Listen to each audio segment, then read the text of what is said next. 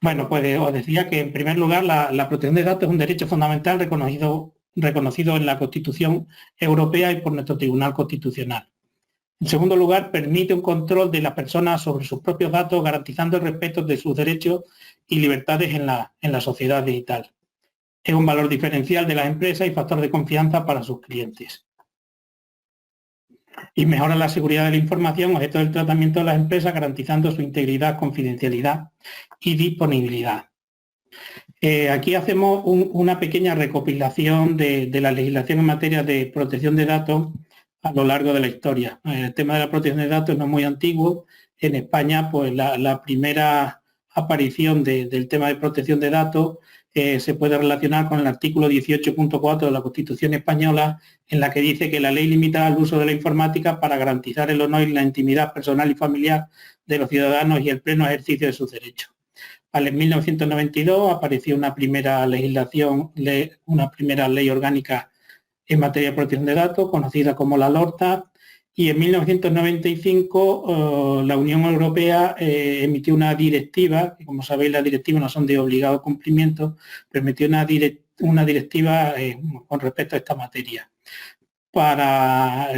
En España, para adecuarnos o para cumplir las recomendaciones de esa directiva, en 1999 apareció la Ley Orgánica de Protección de Datos, la tan conocida como 15.999, que sigue apareciendo todavía en muchos avisos de muchas páginas web, muchos cartelitos que vemos por ahí en zonas videovigiladas aparece todavía la ley esta, pero vamos, está derogada.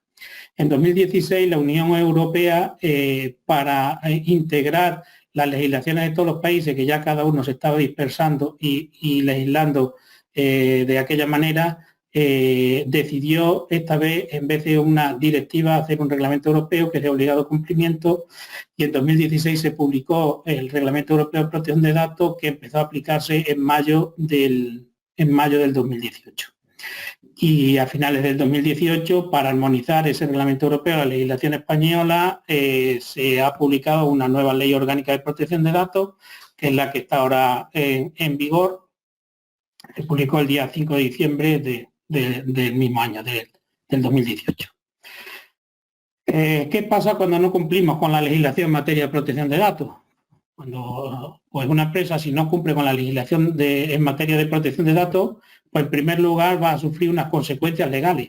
El incumplimiento de la legislación en materia de protección de datos se puede derivar también una responsabilidad penal, se puede derivar una responsabilidad civil, se puede derivar una responsabilidad ante la autoridad laboral, también puede haber responsabilidades deontológicas.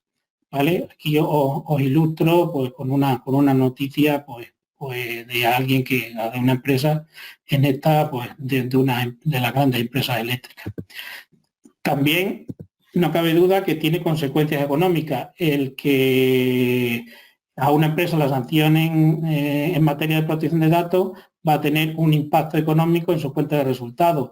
Las multas con el reglamento europeo han crecido sustancialmente y hay que tenerlo en cuenta. Eso puede hacer un buen agujero en la cuenta de resultados de cualquier empresa. ¿Vale?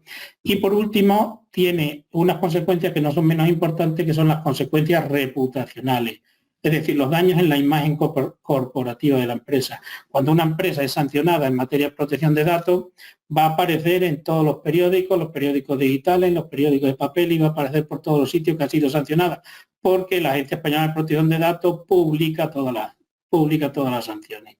Entonces, esto, además de tener consecuencias legales, además de tener consecuencias económicas, tiene estas que yo creo que no son menos importantes, que como son las consecuencias reputacionales.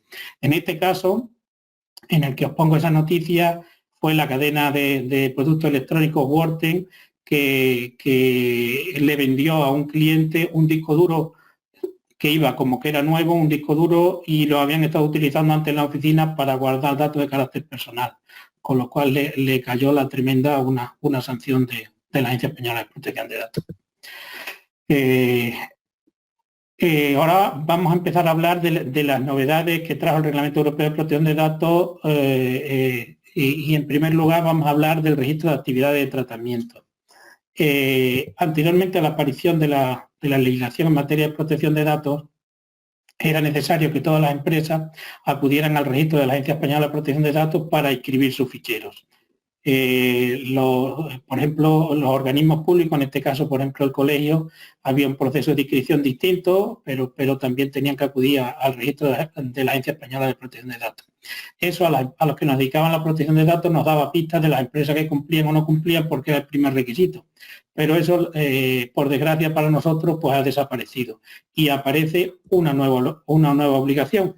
Ahora, como contrapartida al registro de los ficheros en el registro de la Agencia Española de Protección de Datos, las empresas deben de elaborar un registro de actividades de tratamiento donde se detalle toda la información relativa a cada uno de los tratamientos de datos personales que realiza la empresa. Este pasa a ser un documento interno que solo lo tiene que tener la empresa a disposición del organismo de control.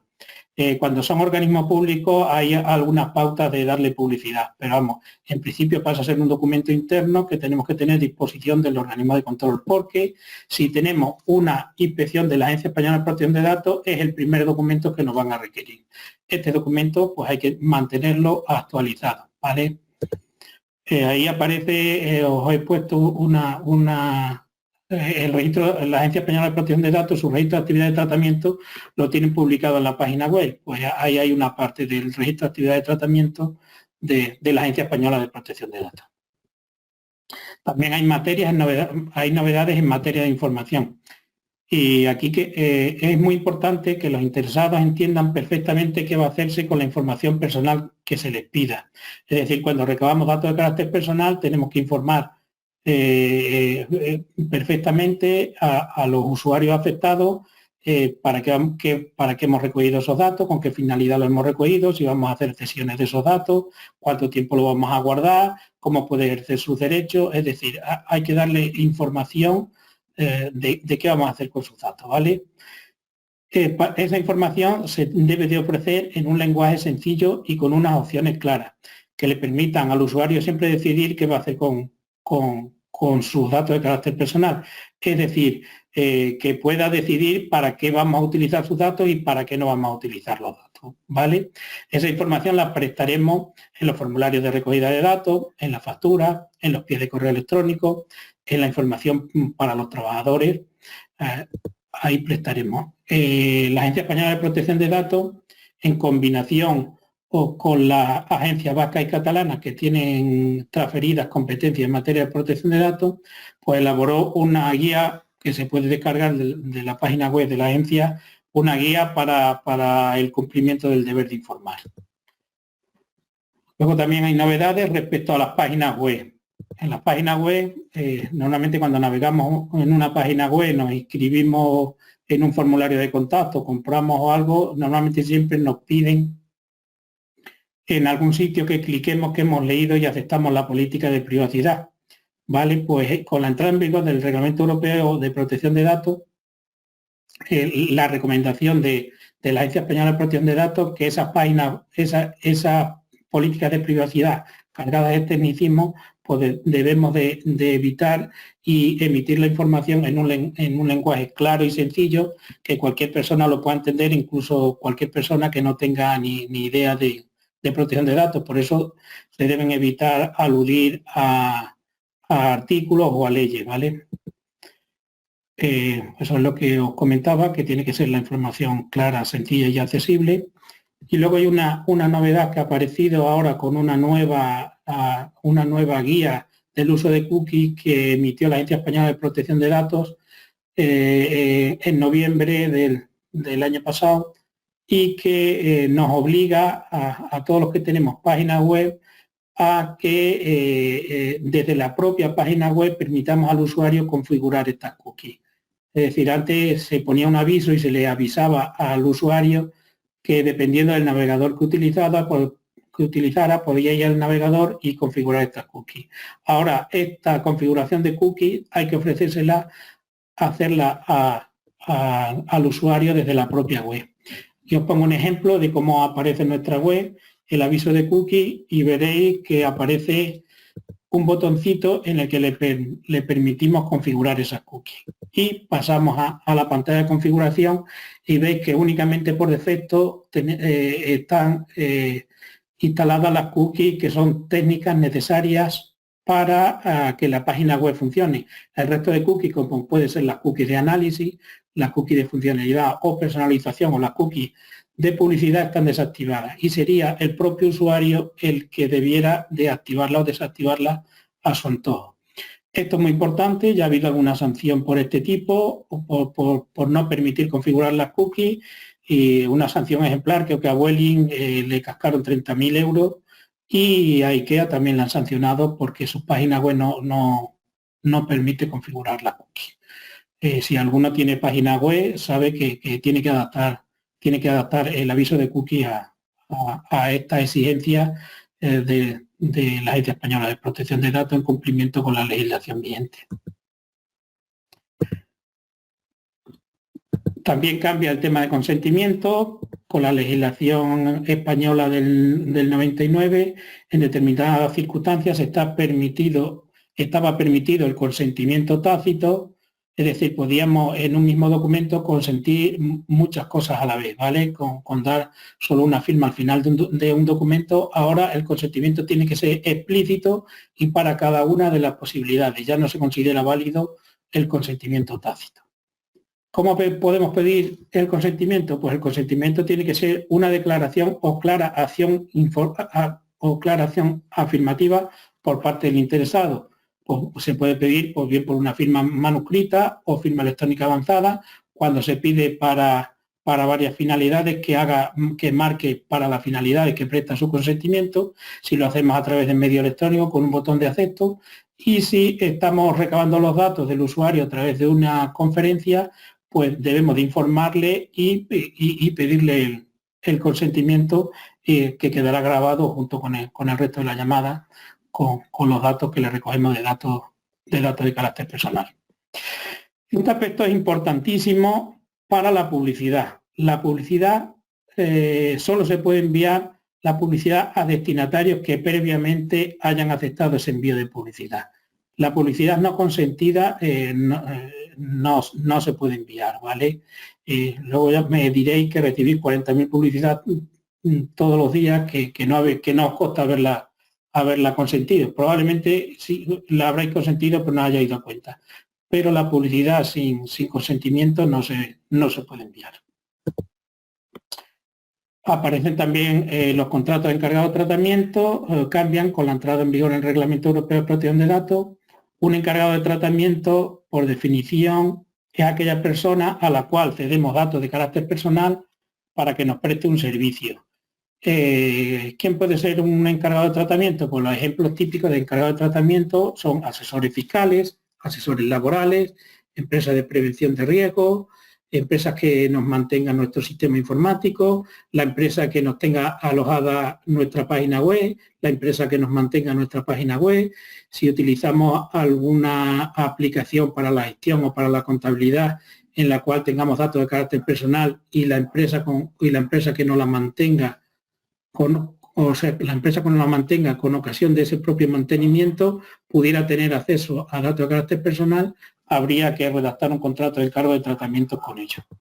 Estos contratos de encargo de tratamiento, aunque ya aparecían en la legislación de 1999, el Reglamento Europeo exige nuevas condiciones en el desarrollo de estos contratos, con lo cual si los teníamos firmados, los tenemos que volver a firmar. Y el contrato que regula se llama el contrato de encargo de tratamiento, ¿vale? Y estos contratos tendrán que contener las nuevas particularidades recogidas en la normativa de protección de datos.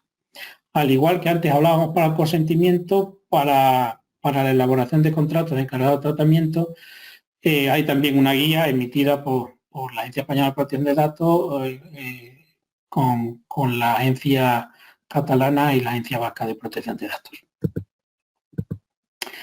Aparece también el principio de responsabilidad proactiva, que se no aparecía en las legislaciones anteriores. ¿Qué significa esta responsabilidad proactiva? Pues este principio de responsabilidad proactiva, que aparece en numerosos artículos del Reglamento Europeo de Protección de Datos, significa que la empresa, además de cumplir, o la organización, además de cumplir con la legislación, debe de probar efectivamente que cumple con la normativa.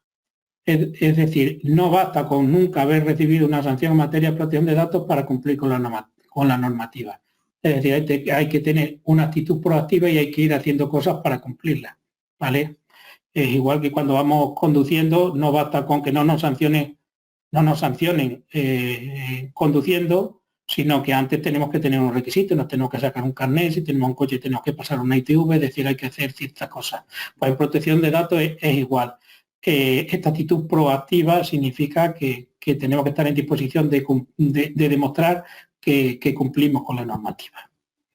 Respecto a las medidas de seguridad, en la legislación de 1999, que siempre vamos a recurrir mucho a la del 99, pues aparecían unas medidas de seguridad específicas en función del tipo de datos que estuviéramos tratando.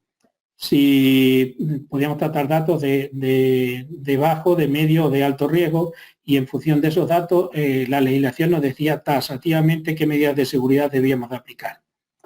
Estas medidas de seguridad taxativas han desaparecido y ahora es la empresa, la organización, en definitiva, el responsable del tratamiento, el que debe de topar las medidas de seguridad que estime necesarias para mantener la seguridad y las debe tomar en función a la actividad de tratamiento que realice, es decir, en función del riesgo que esté realizando. Así, por ejemplo, no tiene el mismo nivel de riesgo un pequeño establecimiento comercial que una entidad financiera, debiendo adecuarse en cada caso las medidas de seguridad a nivel de riesgo. Las medidas de seguridad que guarda un banco no será igual que las medidas de seguridad que tenga que guardar una tienda de electrodomésticos. Las auditorías ya aparecían también en la antigua normativa. La antigua normativa preveía que se auditaran los sistemas de protección de datos cada 2 años, pero la nueva normativa nos indica que debe haber un proceso de verificación, evaluación y valoración regulares de la eficacia de las medidas técnicas organizativas, es decir, que cada cierto periodo de tiempo debemos revisar nuestras medidas de seguridad para ver que siguen siendo eficientes. La anterior legislación preveía que se hiciera al menos una vez cada 2 años y la nueva legislación no nos habla de ningún plazo específico, pero atendiendo a otro tipo de auditorías que podemos hacer, por ejemplo, sistemas de calidad entendemos que estas auditorías de las medidas de seguridad deberían hacerse al menos una vez al año. Hay también una novedad que no aparecía en la legislación anterior y que cada día tiene más importancia, que son las violaciones de seguridad. ¿Qué es una violación de seguridad? También, en lugar de violación, en otros ámbitos o se le suele llamar también brechas de seguridad. ¿Qué es una brecha de seguridad? Pues una brecha de seguridad es cuando alguien accede a nuestro sistema de información sin estar autorizado a ello o perdemos información de nuestro sistema de información o esta información es alterada. ¿Vale? Por ejemplo, un ataque informático es una brecha o una violación de seguridad, o un robo que sufriéramos en nuestras instalaciones, que se llevaran documentos en los cuales hubiera datos de carácter personal. Vale, estas brechas de seguridad o violaciones de seguridad hay que comunicarlas obligatoriamente en un plazo de 72 horas a la Agencia Española de Protección de Datos, que es el organismo, la autoridad de control en España. Esa comunicación, además de hacerla a la Agencia Española de Protección de Datos, cuando esa pérdida de información o ese robo de información pudiera afectar a los derechos y libertades de nuestros clientes, de nuestros trabajadores, de nuestros proveedores, habría que informarle individualmente a cada uno de ellos. No sé si habréis recibido en alguna ocasión cuando a aquella empresa, nuestro gestor de correo electrónico o nuestro gestor de tarjetas de crédito sufre una violación de seguridad y nos envía a todos un correo electrónico diciendo, por ejemplo, que cambiemos nuestras claves, que han recibido un ataque informático. Pues eso es lo que prevé el Reglamento Europeo de Protección de Datos, que cuando creamos que este robo de información pudiera afectar a los derechos y libertades de los usuarios, les tengamos que informar directamente a cada uno de ellos, ¿vale? El plazo de comunicación de 72 horas es desde que desde que se detecta la brecha de seguridad. Si es un robo de información, un robo informático, probablemente tardemos tiempo en darnos cuenta, ¿vale? Tendríamos el plazo de 72 horas a partir de que nos demos cuenta. O de lo que aparecen también nuevos derechos. Con la antigua legislación en materia de protección de datos solo había 4 derechos, que eran los derechos ARCO, que era acceder, rectificar, cancelar y oponerse al tratamiento de esos datos. Por eso se conocían con el acrónimo de ARCO, pero con la entrada en vigor del Reglamento Europeo aparecen nuevos derechos, como es el derecho a la portabilidad, el derecho de supresión, más conocido como el derecho al olvido, porque principalmente se ejerce sobre motores de búsqueda. Este es el derecho que nos permite la legislación, por ejemplo, ejercer sobre Google para que borren cierta información que no sea verdadera o que no corresponda. También hay otros derechos, como el de limitación de tratamiento y alguno más. Especial atención aparece el derecho a la portabilidad. El derecho a la portabilidad da derecho al usuario afectado solicitar al responsable de tratamiento que los datos que tenga de él los traslade a otro responsable de tratamiento. Un caso muy típico de esto es, por ejemplo, si cambiamos de asesoría, el asesor que nos trata datos de carácter personal, pues esos datos de carácter personal, si contratamos con otra asesoría, podríamos solicitarle al asesor que portara esos datos al siguiente responsable del tratamiento o encargado del tratamiento. También hay nuevas novedades con el tema de videovigilancia, porque el Reglamento Europeo prevé que cuando se instalen sistemas de videovigilancia haya que informar a aquellos afectados, o sea, a todos, en el caso de cualquier empresa, pues a sus empleados, a sus proveedores, a sus clientes, de que ha instalado un sistema de videovigilancia y debe de poner en esa información cuál ha sido la finalidad que le ha llevado a instalar ese sistema de videovigilancia, ¿vale? En tal sentido hay que cambiar los carteles informativos. Ya os decía antes al principio que todavía yo seguía viendo en muchos locales videovigilados que sigue apareciendo una información que nos llama o nos lleva al cumplimiento de la legislación del 15.1999, cuando esa está derogada por la Ley 3/2018, la nueva Ley Orgánica de Protección de Datos. Entonces hay que cambiar los carteles informativos. Y algo muy importante que muchas empresas y muchas organizaciones lo obvian es que la legislación dice que a los trabajadores no basta con poner los carteles informativos, sino que hay que informarles individualmente por escrito. De tal manera que si no hemos informado individualmente por escrito y algún día queremos utilizar las imágenes captadas por nuestro sistema de videovigilancia en un proceso disciplinario, esta prueba no nos va a valer si no podemos demostrar que al empleado le hemos informado previamente por escrito. Se debe informar al empleado y en aquellos sitios donde haya representantes de los trabajadores se debe de informar también al representante de los trabajadores. En esa información pues habrá que decir también qué finalidad es la que tiene el sistema de videovigilancia, si es solo para seguridad de las instalaciones, pero si es para vigilarlo en su puesto de trabajo, pues también habrá que informarles de que vamos a utilizarla para vigilarles en su puesto de trabajo. Este es un cartelito que nosotros normalmente utilizamos y que veréis por ahí puesto en algún sitio. Otra novedad, que es lo que ha comentado al principio Fernando, es el delegado de protección de datos. Esta es una figura que no existía en la legislación antigua. El delegado de protección de datos es aquella persona que dentro de la organización controla o supervisa el tratamiento de datos de carácter personal y de cara a las reclamaciones que en materia de protección de datos pueda recibir el encargado de tratamiento, este delegado de protección de datos sería el que debiera atender a esas reclamaciones. El reglamento ponía 3 apartados donde tres apartados en que las organizaciones deberían de nombrar un delegado de protección de datos, pero es poco es un poco abstracto. Y por tanto, en la nueva Ley Orgánica de Protección de Datos, en su artículo 34, ya sí aparece una lista de tipología de empresas que sí deberán de tener un DPO designado. DPO es por las siglas en inglés, que es Data Protection Officer, y vamos, en castellano se suele conocer con las siglas DPD, que es Delegado de Protección de Datos, ¿vale? Por aquí ha comentado antes Fernando que los colegios profesionales tienen obligación de tener nombrado un delegado de protección de datos, y del colegio profesional, del Colegio de Ingenieros Técnicos Industriales de Cáceres, somos nosotros los delegados de protección de datos. Aparece también un nuevo régimen sancionador, como ya he dicho antes.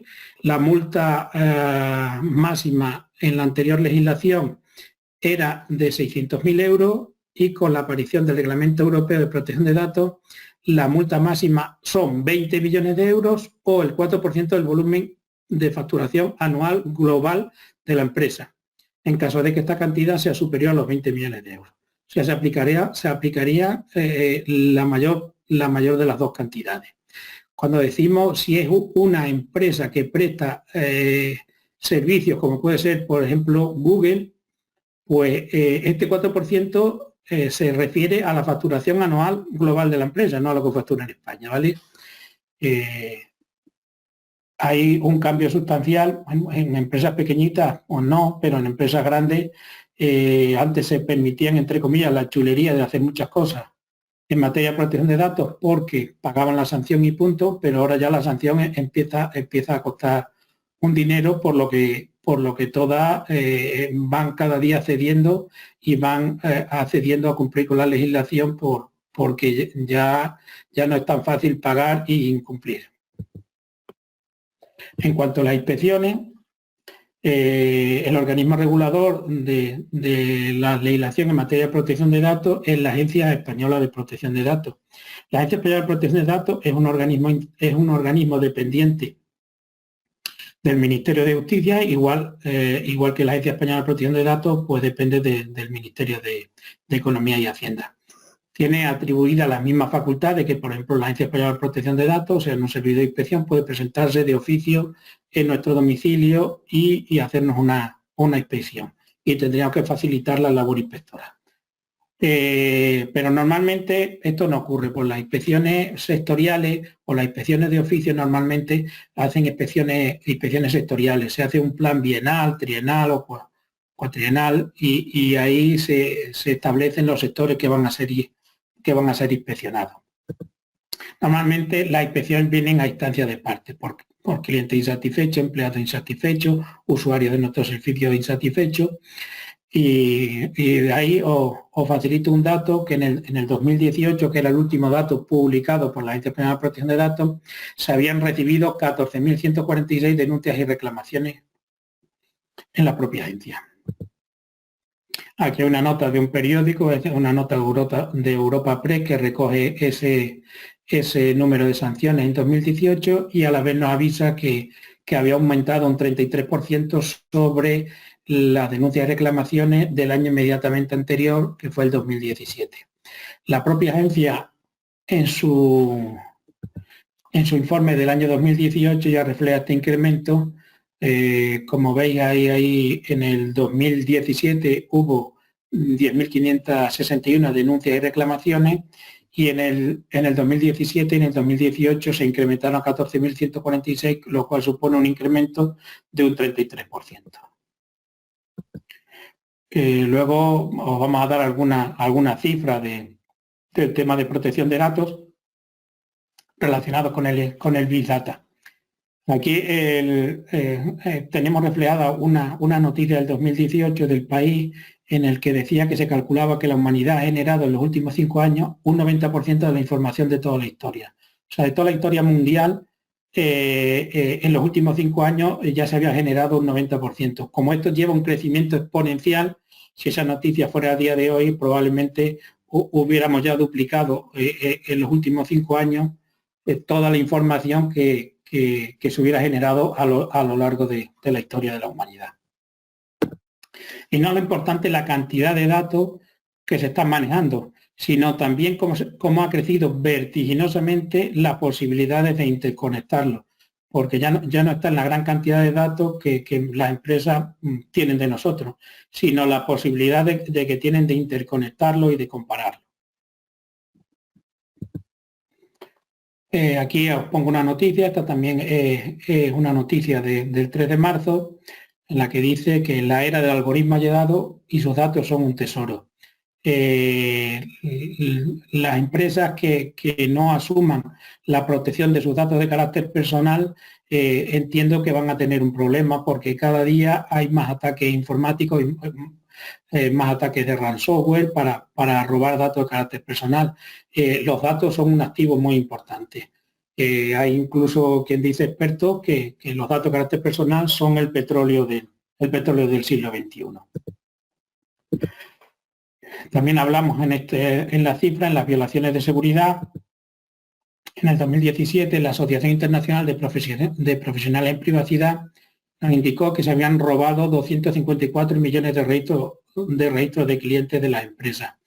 Probablemente, si con el incremento exponencial que están teniendo las violaciones de seguridad, si eso lo trasladamos a día de hoy, pues ampliamente superaríamos o duplicaríamos esa cifra. Respecto a las violaciones de seguridad, al principio del estado de alarma, parece que empezó a la gente a decir o empezó a correrse la idea de que con el estado de alarma se suspendía la obligación de notificar las violaciones de seguridad a la Agencia Española de Protección de Datos. Pues bien, hay que desmentirlo y la propia Agencia Española de Protección de Datos emitió un comunicado en este sentido, es decir, si sufrimos una violación de seguridad, 72 horas para comunicarlo desde que la detectemos, no se ha suprimido esa obligación. Y luego ya os pongo por último pues una noticia sobre las sanciones que España ha impuesto desde la entrada en vigor del Reglamento Europeo de Protección de Datos, en el que dice que la Agencia Española de Protección de Datos es la autoridad europea que más sanciones impone. Más sanciones impone en número de sanciones, no en cuantía. Ahí, como veremos, no sé si lo veis, los números son a lo mejor demasiado pequeños, pero bueno, España desde la imposición, desde la entrada en vigor del Reglamento Europeo, esta noticia de febrero, hasta febrero del 2020, había impuesto 53 sanciones y eso le había supuesto una recaudación de 1.881.000 euros. La que tiene el récord de recaudación es Alemania, que con tan solo 19 sanciones ha recaudado 25 millones de euros. Vemos que los alemanes no se andan con chiquitas y dan unos buenos estacazos con las sanciones en materia de protección de datos. Bueno, y en principio esta era la primera parte de la exposición y ahora la segunda parte es lo que va más centrado a partir de que comenzó esta pandemia. Han surgido nuevos riesgos en el tema de la protección de datos en las empresas. Hay muchos más riesgos, pero tampoco, por no extendernos mucho, que yo creo que ya nos extendemos bastante, nos vamos a centrar en 3 tipos de riesgos. Uno es el teletrabajo, otro son las videollamadas y otro de especial actualidad es el tratamiento de datos de salud de los empleados o clientes.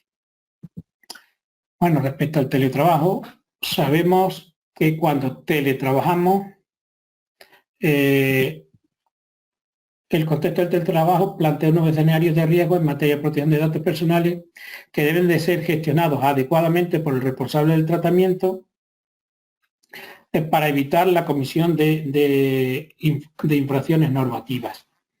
¿Vale? Aquí recordamos lo que dice el artículo 32.1 del Reglamento Europeo, que habla de las medidas de seguridad.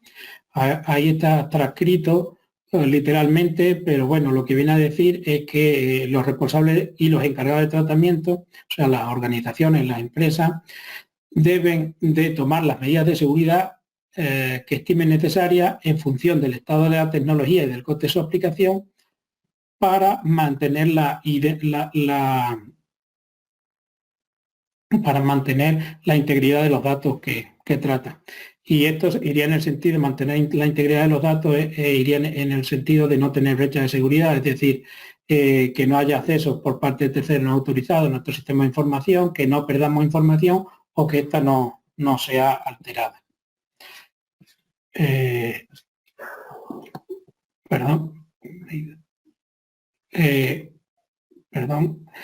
Por tanto, el responsable de tratamiento de la empresa, para minimizar esos riesgos, para gestionar esos riesgos, debe tomar una serie de medidas, entre las que hemos destacado la siguiente.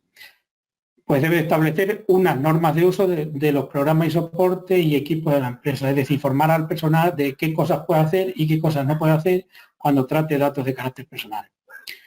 Si ahora se da habitualmente en el teletrabajo que los empleados están trabajando en sus casas y algunos están utilizando sus propios equipos, pues también hay que informarle al trabajador qué cosas puede hacer y qué cosas no puede hacer en sus equipos, qué información puede tratar en esos equipos o qué información puede guardar en esos equipos y qué otra información no puede guardar en esos equipos. Y luego, más que nunca, ya es conveniente hacerlo siempre, pero en esta situación mucho más es firmar un documento de confidencialidad con el trabajador. Además, se deben de elegir soluciones y prestadores de servicios fiables y con garantías. Se debe restringir el acceso a la información de tal manera que el empleado solo acceda a la información a la que le sea necesaria para prestar el servicio o para hacer el teletrabajo que esté haciendo. Es decir, que aquí esto es en aplicación del principio de la legislación en protección de datos, el principio de minimización de datos. Es decir, que solo los usuarios tengan acceso a aquellos datos que son necesarios para la prestación de su trabajo. Y luego debemos monitorizar los accesos realizados a la red corporativa del exterior para detectar si hay ataques a esa red desde usuarios que no estén autorizados. Aquí hay una noticia también en cuanto a esto, que nos dice un experto en ciberseguridad, pues dice que la mayoría de las empresas están expuestas a hackers. Sus protecciones son de hace 10 años. Hay poca sensibilidad en el mundo empresarial acerca de la ciberseguridad y se están recibiendo muchísimos ataques. Vuelvo a recordar aquí el tema de que es necesario, cuando recibimos un ciberataque, una violación de seguridad, comunicarlo a la Agencia de Protección de Datos, ¿vale? El plazo de 72 horas. Pasamos al segundo escenario de riesgo, que son las videollamadas. Cuando realizamos videollamadas, podemos exponer o presentar dentro de esa videollamada información delicada y confidencial de nuestras empresas, como pueden ser la información de clientes, de proveedores, información de productos, datos económicos, novedades o innovaciones de productos que podrían estar expuestas a las siguientes amenazas. Hay unas amenazas que son inherentes a las redes inalámbricas o Internet. Ya sabemos que la Internet algunas veces o la mayor parte de las veces, si no tomamos las precauciones debidas, puede ser muy insegura. También hay otros riesgos que son inherentes a que no sabemos configurar adecuadamente las sesiones de videoconferencia o aquellas que están asociadas por las propias carencias de seguridad de las propias herramientas que utilicemos para esas videoconferencias. Para garantizar una seguridad mínima os hacemos una serie de recomendaciones, de tal manera que cuando hagamos videollamadas no establezcamos comunicaciones con desconocidos, que añadamos solamente a contactos conocidos, que utilicemos perfiles de usuario con autenticación mediante contraseñas seguras, que mantengamos el software actualizado de los sistemas de videoconferencia, que deshabilitemos la compartición de escritorio por defecto, deshabilitar la recepción de vídeo por defecto, cubrir la cámara cuando el sistema no esté en uso, apagar o silenciar los micrófonos cuando el sistema no esté en uso y concienciar y formar al usuario sobre la necesidad de aplicar precauciones de seguridad, o sea, dar formación a los usuarios. Hay otras dos medidas de seguridad que creemos que también sería conveniente aplicarlas, que son cifrar por defecto todas las comunicaciones, es decir, utilizando el protocolo SSL para establecer un canal seguro. Y otra es que si utilizamos o si tenemos contratado el servicio con un proveedor externo, asegurarnos de que cumpla con todos los requisitos legales y de seguridad para que nuestras conferencias sean seguras. Aquí os pongo como práctico pues otra imagen de otro artículo de un periódico en el que se analizaban la seguridad de las aplicaciones de videollamadas. Estos días habréis tenido acceso a muchísima información acerca de si una herramientas para hacer videollamadas son más seguras, otras menos seguras. Bueno, pues en principio siempre debemos optar por opciones que sean de pago. Las opciones que son gratuitas, pues todo lo que es gratis es por algo, y normalmente mientras más gratuita es una opción, más cederemos de nuestra intimidad. Y ya por último pasamos al último escenario de riesgo de los tres que queríamos tocar en esta masterclass, que también está muy en vigor, y que es el tratamiento de datos de salud de los empleados o de los clientes. Con la paulatina retirada de las medidas de confinamiento y limitación de la actividad económica y social, está determinando la implantación de medidas encaminadas a prevenir nuevos contagios. Entre estas medidas se está incluyendo aparentemente de forma generalizada y en muy variados entornos la toma de temperatura a las personas para determinar la posibilidad de que puedan acceder a centros de trabajo, comercio, centros educativos u otro tipo de establecimientos o equipamientos. La más extendida está la toma de la temperatura, es la más extendida porque es la más económica y la más fácil de hacer. Pero en este sentido nos encontramos en dos situaciones diferentes. Una con los clientes, una con nuestros empleados y otra con los propios clientes o los usuarios de nuestras instalaciones.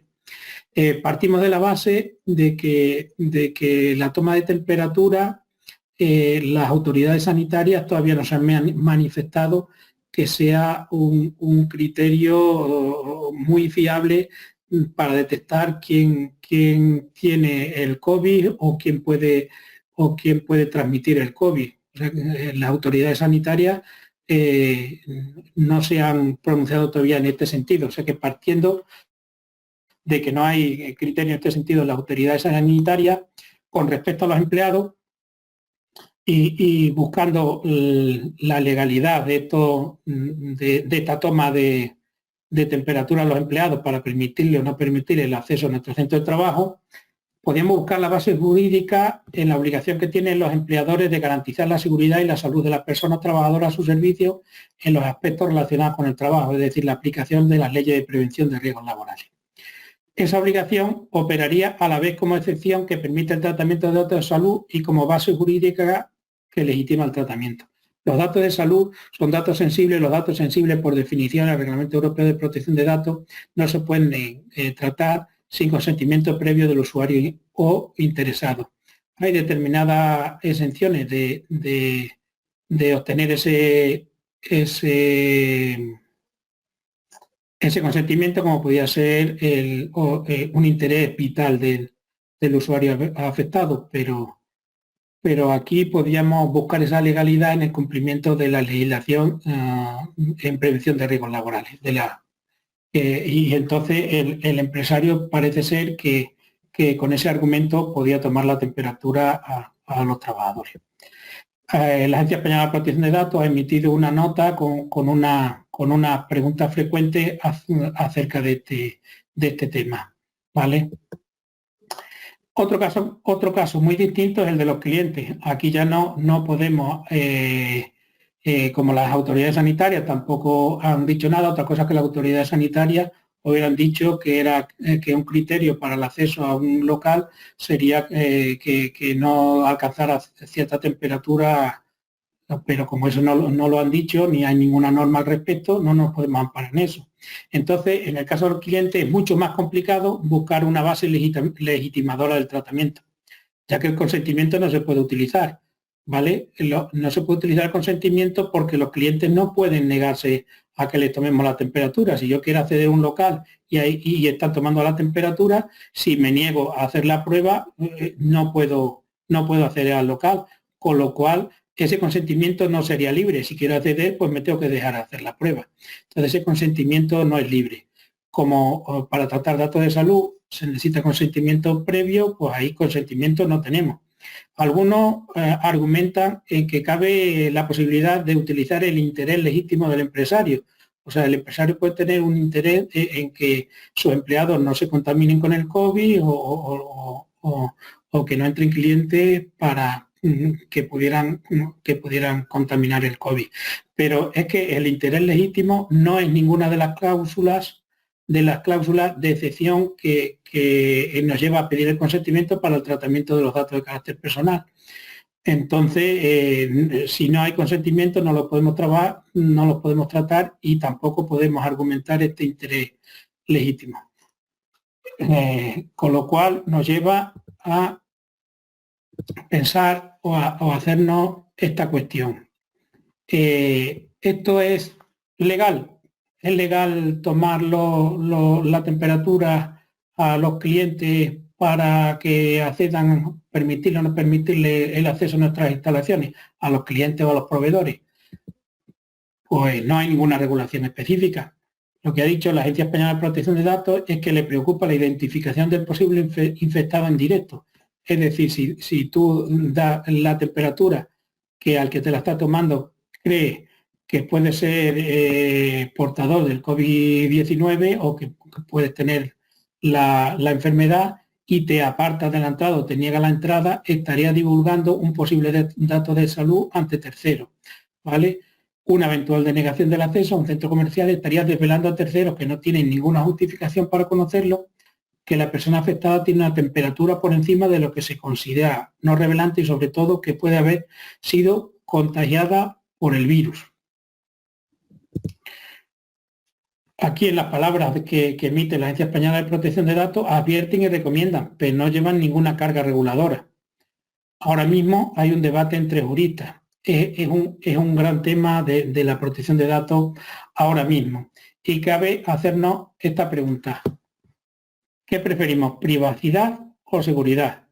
¿Preferimos ser más seguros o preferimos preservar nuestra privacidad?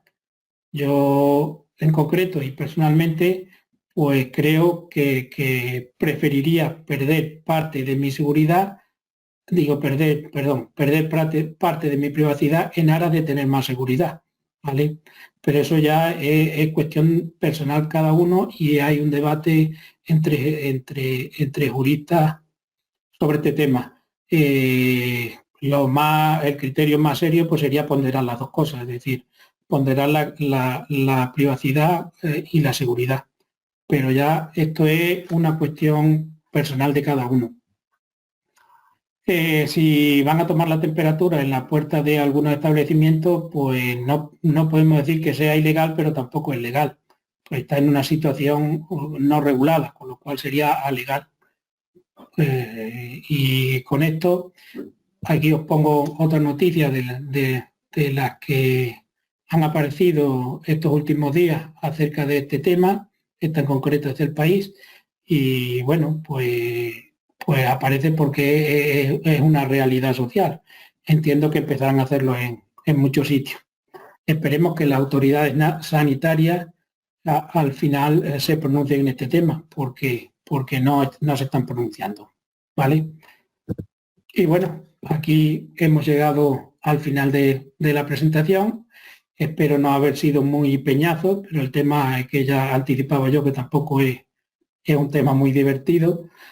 Y pasamos al turno de si tenéis algunas dudas o algunas cuestiones que nos haya quedado claras o algo. Bueno, pues si bien el tema suele ser árido, la verdad que lo has hecho súper ameno y a mí se me ha pasado súper rápido. Muchísimas gracias por esta súper masterclass, nos ha quedado súper claro, a mí por lo menos, muchas cosas que desconocía y me ha parecido muy interesante todo, de la parte inicial y la parte del COVID, me parece muy interesante. Os recuerdo a todos que podéis lanzar a través del módulo de preguntas, que está señalizado con una interrogación, las preguntas que queréis hacerle a Juan Manuel. Y bueno, yo te empiezo leyendo una de ellas. En este caso es de Joaquín, que dice, preguntar si existe alguna fórmula mágica, software o similar para que los datos que se hayan recabado de mí sean olvidados o borrados, aunque sea solo temporalmente hasta que vuelvan a recabar más sobre cada persona? Pues eso, una vez, pues, Joaquín, una vez que tú das el consentimiento para el tratamiento de los datos, debes ser tú el que ejerzas el derecho de cancelación de esos datos. Entonces no hay ninguna fórmula mágica. Hay una fórmula a efectos de recepción de, de publicidad, que hay por ahí unas listas en las que te inscribes y teóricamente el que te envía la publicidad, antes de enviarte esa publicidad, debe de mirar, son las listas Robinson, que es que no me salía el nombre. Antes de enviarte publicidad debe consultar de que no te has inscrito en las listas Robinson, pero te doy fe de que no funciona, O existe una obligación legal de que los operadores publicitarios, antes de enviar publicidad por medio electrónico, consulten la lista si está o no está incluido, pero no funciona. Con lo cual, algo mágico para que borren tus datos, no. Si tendrías que ir a cada responsable de tratamiento al cual hubiera otorgado el consentimiento para el tratamiento de sus datos para decir que te los cancelara. Bien, es cierto que hay un principio en protección de datos que los datos no los deben conservar cuando ya no sean necesarios para la finalidad de la que fueron recabadas. Pero vamos, eso se lo pasa a la gente normalmente por donde sabéis. Normalmente a cualquier empresa que vaya tiene un fichero de clientes. Si la empresa tiene 25 años, pues tienen el primer cliente que tuvieron hace 25 años y nadie se preocupa de filtrar o de borrar dentro de esa lista de clientes los datos que, por ejemplo, si no lo han vendido hace 5 años. Tú se lo dices, oye, pues eso no lo debes de tener. Y dice, bueno, pues no sé, pues ya está. Pues bueno, la gente no es muy proactiva en eso. Espero haberte aclarado un poco, pero es complicado, lo que dices es complicado. Bueno, sí, el caso es ese, ¿no? Que cuando tú cedes tus datos, aunque sea accidentalmente, como comentabas antes, ¿no? Que habremos dado clic sin querer a algo por quitárnoslo de en medio de la pantalla del ordenador y de repente estamos dando consentimiento, estamos aceptando las cookies sin darnos cuenta o todo esto, deshacer ese camino es complicado cuando ya es luego una cesión de datos, ¿no? Porque tú ya puedes llegar, o simplemente si tú identificases a quién le has dado los datos accidentalmente, si le cancelas los datos, automáticamente toda la cadena de cesión de datos que pueda haber entre esa empresa y otras publicitarias, por ejemplo, Sí, se debería de preocupar si le cancelan los datos de que cancelaran el resto. Pero se debería solo. Que lo hagan, ya lo dudo. Esto es como cuando contratas una línea de teléfono, que son todo facilidades, pero cuando quieres darte de baja, bueno, es prácticamente una tarea imposible. Muy bien. Pues otra pregunta de José Pablo. Dice, cuando perteneces a una federación o una federación de asociaciones y el órgano común a todas ellas te solicita datos de tus asociados particulares, ¿qué obligación tienes de ceder esos datos a ese organismo? En caso que te presione para que los cedas, ¿puedes denunciar esta presión a algún organismo concreto? Muchas gracias. Ya creo que lo vimos también en el colegio una vez que os pretendían que dierais los datos de los colegiados. La cesión de datos, por definición, está prohibida. O sea, no se pueden ceder datos de carácter personal si no hay consentimiento del interesado, ¿vale? O sea, partimos de esa base. Otra cosa es que haya una legislación que te obligue a ello. Si no tenemos consentimiento del usuario afectado y no hay ninguna legislación que nos obligue a ello, pues nos podemos negar perfectamente a ceder los datos de carácter personal en aplicación de la legislación en materia de protección de datos. Bueno, considero contestada la pregunta. Luego, últimamente ha surgido cierta controversia con todo el tema de también lo has comentado antes, pero ha surgido bastante controversia con este tema de la geolocalización de la gente para saber si estábamos cumpliendo o no con el confinamiento, etcétera, etcétera, ¿no?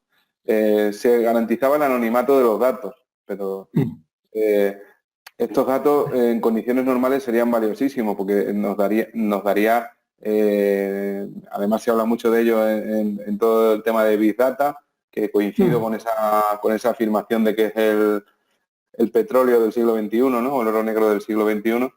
En este caso, si se hubiese realizado esa geolocalización de todo el mundo en una época normal, de funcionamiento normal, nos ofrecería muchísimos datos súper valiosos para hacer estrategias de Smart City, valiosísimos para las empresas también, para un montón de estudios sobre el comportamiento de los ciudadanos, ¿no? a la hora de comprar, de moverse, de hacer su ocio, de trabajar, de desplazarse, en fin.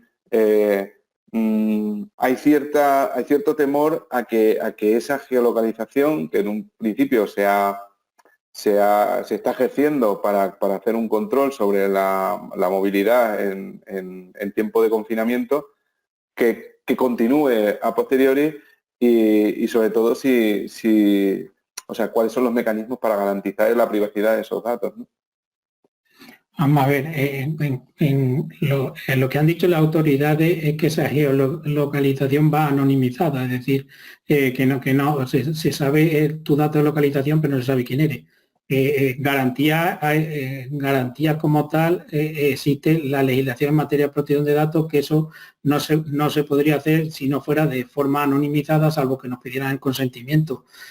Pero yo dudo mucho en que, porque creo que antes de entrar y antes de controlar el tema de los movimientos de la pandemia, ya habían pagado el Instituto Nacional de Estadística a ciertas compañías telefónicas para que les facilitaran los datos de geolocalización de los usuarios de los teléfonos para hacer ciertos estudios de movilidad de la población.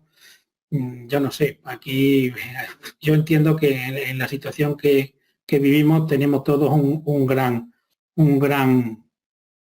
hermano que nos está mirando prácticamente todo. Cuando había cierta revolución y cierta disconformidad con la gente cuando esto se publicó, pero que sin que nos vigile el gobierno, otras compañías nos están vigilando mucho más de lo que dice el gobierno que nos va a vigilar, porque Google sabe de nosotros, aunque eliminéis vuestra geolocalización de vuestro dispositivo, o geolocalizan las compañías telefónicas por las tres antenas, por la triangulación de las tres antenas más próximas y saben todo de nosotros. O sea, Google nos lee los correos electrónicos, todos los correos electrónicos de Gmail nos los lee y nos lee todo. Es la penalización que tenemos con aquellas aplicaciones que nos dan de manera gratuita. Esa manera gratuita es a costa de nuestros datos de carácter personal. Y a lo que me refiere de si tenemos alguna garantía de que el Estado no siga haciendo eso, pues debería ser el primer garante del cumplimiento de la legislación en materia de protección de datos. Pero yo tengo mis serias dudas. Yo tengo mis serias dudas de eso. Sí, además, bueno, lo de Google lo vimos recientemente. Yo creo que en El Hormiguero precisamente salió alguien explicando eso, y que el propio usuario de Google, con su cuenta de Google o Gmail, podría entrar y ver esos propios datos y eliminarlos, claro. Pues este debate es interesante porque además nos ocurre muchas veces que estamos hablando sobre, por ejemplo, comprar una nueva webcam, ¿no? Que es un tema que salía el otro día. Terminas la conversación, en este caso no telefónica, te metes en tus redes sociales y te empieza a aparecer te empieza a ofrecer publicidad sobre webcam y te metes en internet, en el navegador y te empieza a aparecer publicidad sobre webcam, ¿no? Y de repente empieza a aparecerte todo y dices, bueno, que es casualidad, no es casualidad, ¿verdad? No es casualidad. Hay estudios, y yo estoy en foros de privacidad y prácticamente está admitido que hay dispositivos electrónicos que nos graban las conversaciones. y que se hacen análisis a través del Big Data de esas conversaciones. No es raro que hables de vacaciones y la primera publicidad cuando entre en Internet sea de cosas de vacaciones, o que hables de algo aparte de la publicidad. O sea que yo creo que la privacidad, pues decía antes que es el gran dilema, privacidad o seguridad. Pues no sé, hay veces que gana, que cedemos muchas veces privacidad por tener seguridad, pero esa seguridad luego no es completa. Y Bueno, con estas empresas o estas grandes multinacionales, pues bueno, pues asombraría a saber los análisis que hacen y los datos que venden. O sea que simplemente con el Google Maps, que lo llevamos todos instalado en el teléfono, Google está sabiendo dónde nuestro potencial económico dependiendo de a qué concesionario de coches vayamos. Nuestra religión dependiendo de si vamos o no asistimos a actos religiosos, si vamos a médicos privados o si vamos a médicos públicos, si tenemos a nuestros hijos en colegios públicos, los tenemos en colegios privados, en qué supermercado compramos. Luego tienen acceso también normalmente nos llega una alerta de correo electrónico cuando compramos con nuestra tarjeta. Si esa alerta llega a un correo de Google, también sabe Google de dónde estamos comprando y cuándo nos estamos gastando. No quepa duda que Google lee todos esos datos y los analiza. Entonces, pues no sé, vivimos en un mundo que la defensa de la privacidad cada vez se va haciendo mucho más complicada porque además va avanzando el Internet de las cosas. Ya prácticamente con cualquier electrodoméstico que compre va a tener Internet. O sea, que van a tener posibilidades, tiene una lavadora que va a traer Internet de las cosas porque la podrás conectar desde tu casa. Pero eso implica también de que en estos análisis de Big Data sepan también a la hora que lavas o cuántas veces lavas a la semana. O sea que cada vez vamos a ir cediendo más con el avance de la tecnología, vamos a ir cediendo más en nuestra privacidad, porque el tema del Internet de las cosas va a ser fundamental en esto. Los nuevos coches eléctricos que hay, estos de Tesla, pues bueno, pues eso van haciendo análisis de todo lo que van viendo y grabando todas las imágenes de por donde vamos, y bueno, y ahí suma y sigue, es un suma y sigue de cualquier cosa, cualquier aparato electrónico, pues bueno, ya hay hasta estas aspiradoras robot en la que hacen un seguimiento de las veces que barres o limpias tu casa y te van haciendo planos de cómo es tu casa. O sea que vamos teniendo intimidad con cosas que no nos las planteamos, pero incluso una barredora te está haciendo un plano de tu casa que está subiendo a una nube. Luego podemos tener mayor o menor seguridad o mayor o menor confianza en ese proveedor que está haciendo con esos datos. Pero la verdad es que la privacidad cada día se va haciendo mucho más complicado para preservarla. Súper curioso todo ese mundo de Internet de las cosas que se nos viene, y efectivamente pues hasta el aspirador Rumba o modelos similares, ¿no? Claro, van automatizados y nos van dibujando cómo es nuestra casa, ¿no? Los sistemas de compra por Internet es igual, ¿no? Al final se miden un montón de variables y saben qué es lo que estamos comiendo bien y mal, ¿no? Bueno, te voy a lanzar la última pregunta que he recibido por el sistema, que dice: ¿puede un empresario controlar dónde están sus trabajadores mediante los teléfonos de empresa o mediante los localizadores de los vehículos de empresa? Y añade, o incluso mediante videovigilancia en el local de trabajo. Vamos a ver. El Estatuto de los Trabajadores, su artículo 20.3, da una facultad de vigilancia al empresario. Se podría utilizar este artículo para geolocalizar o videovigilar a nuestros trabajadores. Lo que sí hay que informarles por escrito. No se puede videovigilarlo ni geolocalizarlo si el trabajador no ha sido previamente informado por escrito.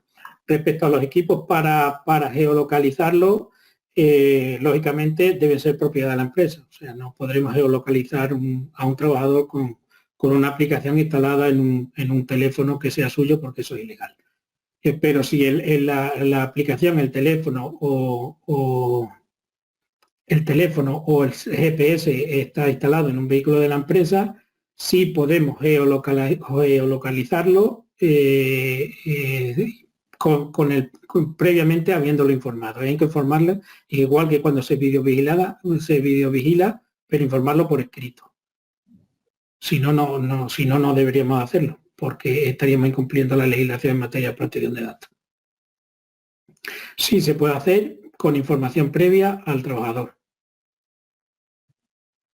¿Pero requiere su consentimiento o basta con información? Cuando distinguimos entre consentimiento e información. O sea, yo cuando pongo dentro de mis prerrogativas, si yo en un centro de trabajo decido instalar cámaras de videovigilancia para vigilar a los trabajadores, estaría dentro de las prerrogativas que me concede el artículo 20.3 que permite al empresario utilizar determinados medios para vigilar a los trabajadores. Entonces, yo lo que tengo es que informar al trabajador por escrito de que voy a utilizar ese medio para vigilarlo. No necesito su consentimiento, ¿vale? No necesito su consentimiento. Ahora sí, tengo que cumplir una serie de premisas. Pues en el sistema de videovigilancia, pues no videovigilar zonas de descanso, no videovigilar comedores, no videovigilar vestuarios. Hay que seguir. Sí, luego las imágenes solo las puedo guardar un mes, no guardar más tiempo las imágenes. Tengo que utilizar luego unas medidas de salvaguarda, pero no pedir el consentimiento. Y para la geolocalización es igual. Le tengo que informar, pero no obtener su consentimiento. Bueno, la geolocalización, además de utilizarla con esa finalidad, pues normalmente se pone otra finalidad que por preservar el patrimonio de la empresa o el activo de la empresa. Oye, si yo te tengo dado un vehículo, pues si te lo roban, pues quiero saber dónde está el vehículo, ¿vale? Y eso lo podemos utilizar también. Ahora lo que le tenemos que avisar al conductor o al que utilice el vehículo es que lo estamos geolocalizando, porque nos puede pasar lo mismo que le pasa a cuando estamos videovigilando a los trabajadores y no le hemos informado por escrito, que si queremos utilizar esa información en un proceso disciplinario, nos encontremos que cuando vayamos delante del juez nos diga el juez que no nos admite esa prueba porque no hemos informado previamente al trabajador. Pero con esa premisa de información previa sí se puede geolocalizar. Muy bien. Pues muchísimas gracias por esa contestación. Vamos a meterte una extra porque ha entrado justo a tiempo mientras estaba comentando esta otra. Bueno, sí. Y con esta cerramos. Dice, como empresa, es José Antonio, nos dice, como empresario no me has ayudado mucho con la disyuntiva de seguridad o privacidad. Pues tú mismo has dicho, y es así, que como empresario empleador tengo que vigilar por la salud de mis empleados. ¿Te podrías arriesgar un poco más y decirnos qué tenemos que hacer en caso de que un cliente se niegue a que le tomemos la temperatura? Otra pregunta que posible... Bueno, contestamos estas, porque son dos. Vale, dime. No, que de momento no hay ninguna legislación específica. Pues le podemos prohibir el acceso. Hay en algunos foros que también dice que podías aplicar esto, que te puede reservar el derecho de admisión a alguien, ¿vale? Si no se quiere medir la temperatura, pues podía, en algunos foros o algunos juristas dice que en ese caso se podía aplicar de que le está reservando su derecho de admisión. No hay nada legislado, al contrario. De hecho, si en algún sitio hay alguien que está midiendo la temperatura, al que no quiera que le mide la temperatura, pues lo normal que hacen es que te impiden el paso.